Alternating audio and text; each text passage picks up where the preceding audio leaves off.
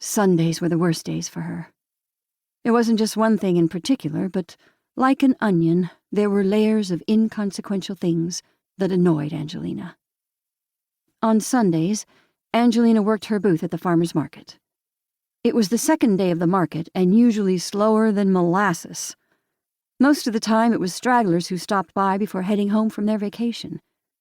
But in autumn, it was retirees who wanted nothing to do with any of the items being sold, besides the jellies. Mr. Quinn always had a mob around his red pepper jelly.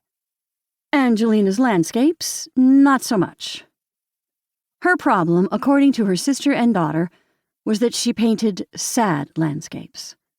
Tourists wanted to buy the happy landscapes, of pastel sunrises with pinks and bright yellows, not her sunsets of storms, blended with lavenders and grays. She did sell her magnets and postcards, but her paintings didn't move. Even at the bakery where her friend Renee let her hang her work, it didn't sell. Angelina didn't have this problem in San Francisco. Back home, she sold paintings fine. In fact, she did better in the summer months than her teaching gig during the school year. When she first started selling her work here, she thought she'd have it in the bag. She was a seasoned artist who had honed her talent. She had taken dozens of classes, hundreds of workshops, and different courses over the years. But nobody bought a thing. It was silly to have asked her aunt to help her work the booth. It's not as if she had a line of customers, and all Wanda did was sit and talk about church and how much she loved working the booth with Angelina. How working with Angelina had been something Wanda looked forward to each Sunday. Angelina's guilt piled up because she wasn't sure how she was going to continue working the booth with Wanda in the winter months.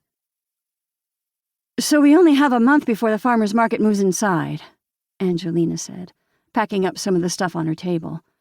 She had potted mums and pumpkins, gourds in baskets, and a hand-sewn tablecloth. She made a painted sign that read, Angelina DeLuca. "Oh, good!" Wanda clapped her hands together. "I'll make sure Marty keeps me free on Sundays." Angelina opened her mouth, but no words came out.